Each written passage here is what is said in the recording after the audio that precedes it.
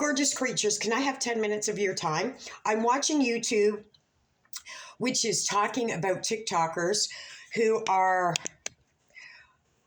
I don't want to use the word complaining, but I'm going to have to, complaining about the high price of groceries and rent in the States. Hi, I'm your neighbor. I'm from Canada. I live in Ontario. Ontario is also starting to see these effects. In Ontario, it's by law, landlords can only raise the rent 2.5% annually unless it goes through the court system or a judge decides. I was watching a young lady from North or South Carolina who was saying she lives in a bachelor apartment. It was 650 square feet. She got a rent increase of $220 and her rent is under $2,000. I'd like to know how are you living? How is this happening? See, I'm having an issue because whatever happens in the States always dribbles up here to Canada because our prime minister is an asshole and he's out. Thank God. And yes, Mr. Trump, there's no snowball's chance in hell that you're coming invading this country and fucking that up. It's just not going to happen. But I digress. It's not about that today. But we'll get there. There's a word that I want to use, and it's compliant. While it's great that we all have the ability to make TikToks complaining, what is the strategy? I know it's low. I know. I'm here. What is the strategy? What is your strategy to fix it? Complaining isn't doing anything about it. There's 100,000 channels complaining about the same thing. I work in construction. I build luxury units for wealthy people. It's also a very small demographic that are moving into these apartment buildings. So it's very safe to say that there will not be 100% occupancy. It's also safe to say that the insurance companies and the banks all know this. None of them are going to take the loss. The investors are millionaires already. They're doing this for a profit, not for more stress. So who's taking the L on this? We are, the workers.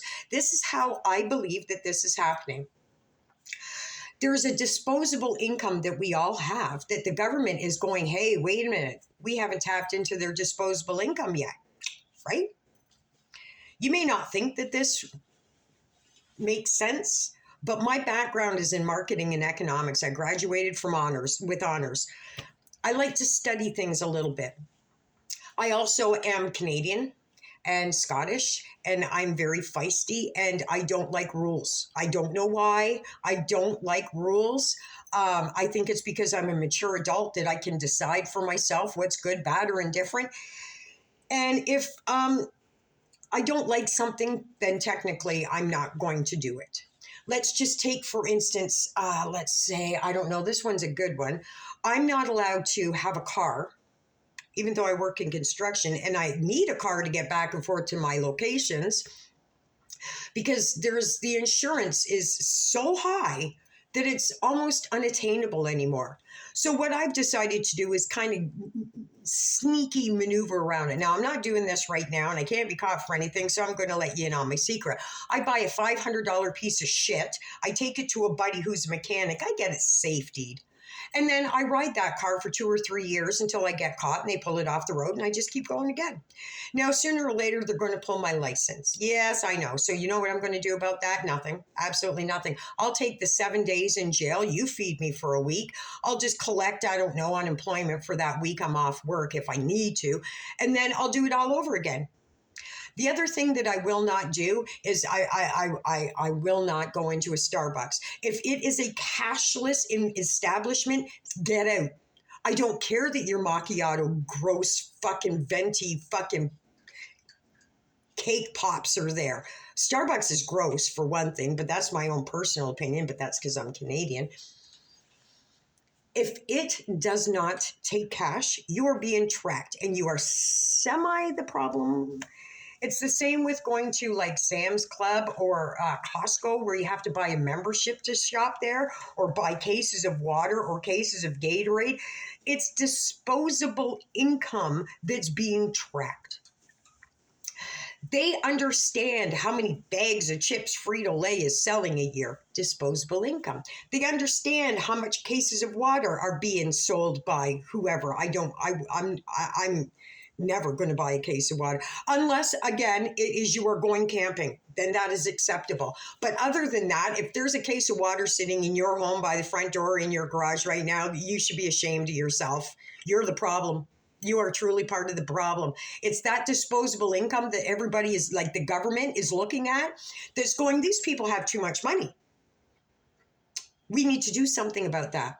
And because most people are just compliant and just complain about it on TikTok and don't actually do anything, the government's going, fuck them. Who cares? They're just going to complain on fucking social media. It's not like they're going to do anything. They're weak. What could be done? I don't know. All I know is what I'm doing. Got a Visa or MasterCard? You're part of the problem. Disposable income. Basically, going and buying fucking Frito-Lay, part of the problem. It's disposable income. If you're buying bags of shredded cheese, you're part of the problem too. You see, because that shit is, you're paying extra for the convenience of you not having to do this for a minute. Plus, it's loaded with waxes and all sorts of chemicals so it doesn't dry up and curl, which will eventually lead to some sort of health problem somewhere down the line. So you're contributing to the hospital's glorified expenses too. So cut up the Visa and the MasterCard, because trust me, you will be okay. I know it sounds difficult to believe, but you will be okay. Learn to identify your needs and your wants. For one thing, you do not need a case of Gatorade. It's sugar water. Learn how to cook. Learn how to use a cheese grater. There's another good one. There's nothing convenient about being in debt because that's essentially where you're going to be. The people that I'm watching on TikTok where they've got that box of individually packaged cookies because it's convenient because you don't eat breakfast, you can just grab it and go. Not so convenient. It's actually, let's talk about landfill problems for one thing. The recycling issues are another problem. The expense of it is what you're all complaining about. Learn to cook. I know. Let your kids walk to school. Do a buddy system, right?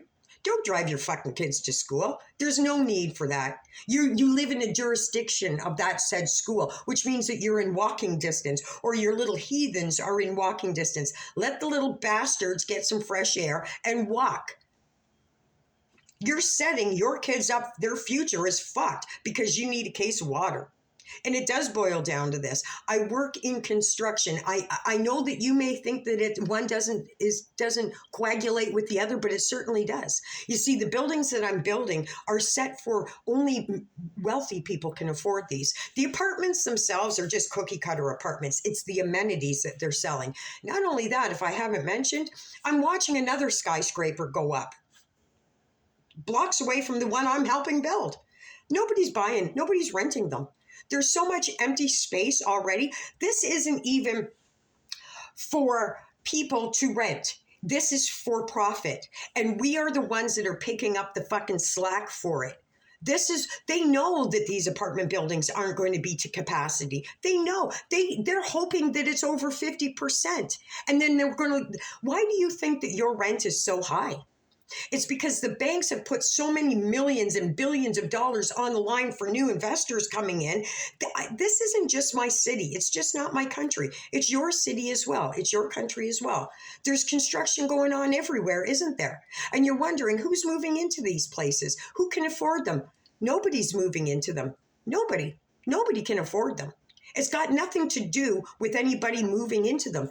It's a profit margin. You're showing the government that you have disposable income and they want it. And not only do they want it, they're going to get it. You know why they're going to get it? Because when they raised the price of gasoline, nobody did anything. When they raised the price of electricity, nobody did anything. Now they've raised the price of groceries. Nobody did anything. Now your rent and your mortgages are through the roof. Nobody's doing anything. You continue to go to Starbucks and you continue to use your tap card. You continue to use your Visa on shit that you don't need. If your limb isn't broken and you don't need to take a cab to a hospital, put that fucking card away. Put the fucking card away. I haven't had a Visa in over 10 years. There's things that I've wanted, that I thought that I needed, that I couldn't live without, that I didn't have the cash for, so I didn't get. And then in a week, I forgot all about it. I am a great cook because I learned to cook. I don't have any Many, because I'm not perfect. I do not live on convenience. I do not live on convenience. I live in the heart of my city. I do not go into a grocery store because there's too much temptation in a grocery store. It's easier to pick up a box of frozen TV dinners and throw it in. It ain't food. It's not food. There's no food involved in this. Cook. If I can do it, you can do it. I work in construction. My job is 10-hour days, minimal. I eat in filthy conditions. I cook as soon as I walk in the door from work. I spend my weekends making. Yes, I am single. Yes, I am. So I am a single mother, by the way. It doesn't take away from the fact that whether I'm cutting up vegetables for 1 or 10 doesn't take away the fact that I'm still cutting fucking vegetables. Whether I'm shredding cheese for 1 plate of nachos or 4 plate of nachos, I'm still grating cheese. You can complain and whine until the fucking cows come home. You're being complacent and you're not doing anything about it. You do not need an SUV to drive to Starbucks or to get your kids to school. I work in construction. Last year in winter in Canada, I spent 2.5 hours, and that's the low end, on public transit to get back and forth to work. I'm in construction. I carry tools with me. It's an inconvenience. But that's all that it is. You know what I don't have? $25,000 in credit card debt. Nope. My school tuition, if we got over a certain percentage, our school tuition was cut in half, and if it was 50, if you graduated with a 70%, you only paid back 60% of your student loan. If you graduated with an 80, I graduated way higher than that. I graduated in my 90s. My student loan was next to nothing. And then there's all these other little tidbits, like if you can't pay, the government will pay for 6 months. Beautiful situation here in Canada. We don't want America coming in here and invading this shit. We just don't. And that's what looks like that fucking goofball prime minister that's getting booted out is trying to do. Trump, it's never going to happen, buddy. Pick on Mexico or something. You're never coming in here. We are not American. We are built differently. We will fight you tooth and fucking nail. Keep you I don't know what you guys did to America. You're my neighbors, man. I don't know I see it every single day. What the fuck is going on? How are you people surviving? It's sad, man. I mean, it's sad. Like, these guys are my neighbors. And to be watching this on TikTok struggling like this is insanity. Not to mention the murder rates, the homeless rates, the fucking drug rates. It's not saying that it's not here. It's here. But it's just not like what you guys have, and we don't want it.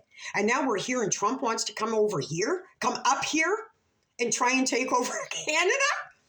We're fighters, buddy. It ain't never going to fucking happen. Every sister I know will go to war. Every sister I know. We are built differently. It's never going to happen. So I'm talking to my friends, and it's the same thing. Stay the fuck away from Starbucks. They're American. We don't need that shit. And they're tracked. It's the same with Costco. What the fuck is the matter with you? Why are you going to a Costco American grocery store where you have to pay to buy groceries? You need your head examined. You need a lobotomy. Cases of water. Okay, so you're not going to a glacier. It's not coming from a mountain stream. Again, lobotomy. Stop. You don't have as much income problems as I think you do. I'm not suggesting that you don't. You guys need to collectively do something about the rent. You do. The government is seeing you have too much disposable income, and they're going to get you any way that they can. Stop giving them ammunition. Stop making TikToks in a full leather SUV with a large fucking venti macchiato at your side, complaining that the price of potatoes is astronomical. If you got a piece of fucking dirt, grow your own potatoes. This is the beginning of my tomatoes. I live in an apartment building. I am blessed to have 2 rooftops. I've got my tomatoes started. I've got my turmeric is started. Potatoes you can grow in a bucket. There's 1,000 things that we can do to fix some of this alone. Collectively, though, we need to fix the fucking government. Again, they work for us, and they've seemed to have forgotten that they work for us. Stop being complacent, stop being compliant, and do something. You don't think you can do anything about it? That's what they want you to think. I don't own a Visa or a MasterCard, and I'm here and I'm surviving. I am not starving, and nor am I cold or hungry, or there's nothing that I need. Nothing. I have everything that I need. Everything that I need. I have more than what I need. I don't own a car. I have never not shown up for work, not one day. There's nothing that's going to stop me to get to where I need to be. Nothing ever. There's no such thing as too far, too unimportant, or too inconvenient in my life. As long as it's to fight the government, I am all fucking down with it. Cash in your car, buy a piece of shit $500. Do you know what's going to happen to you when you get caught? Nothing. Literally. So what? You got a criminal record. Who the fuck cares? So what? I don't care. I'll take a week in jail because I'm driving with no license and no insurance. If I kill somebody, let that be between me and God. Right? It's got nothing to do with government shit. What? Because you have insurance and you drive drunk, that's okay? No, it's not okay. Cash in your SUVs, buy a $500 piece of shit, don't pay for insurance, get your neighbors to do the same fucking thing. You can't withhold your right. You can, technically. And then you go to I don't know about America, but here in Canada, you go to the tribunal, you stand in front of a judge, and then you make an offer. I'll pay you X amount of dollars until the debt's paid off. And more times than not, I'd say 92% of the time, the tribunal always sides with the tenant, always. If you're living in a place where the repairs, you've got mice or rats or rodents or it's just filthy, we go to the tribunal and we pay our rent to the tribunal, so the landlord has to. That's the way that it's working in Canada. Again, I live in the heart of my city. I have a 1-bedroom apartment that is 5-burner stove, stainless steel fridge and freezer. Everything I need is right here. It's not only that, it was done by the brothers that I work with, and I pay just over $1,000, and I am the highest paying renter here. Now, it was geared to our income. Numbers were fudged, obviously. My neighbor is also in the same industry as I am. He was smart. He took over a lease. The fella had signed a 5-year lease. Smart. Signed a 5-year lease, which means the landlord cannot raise his rent for 5 years. He's paying less than $800 a month.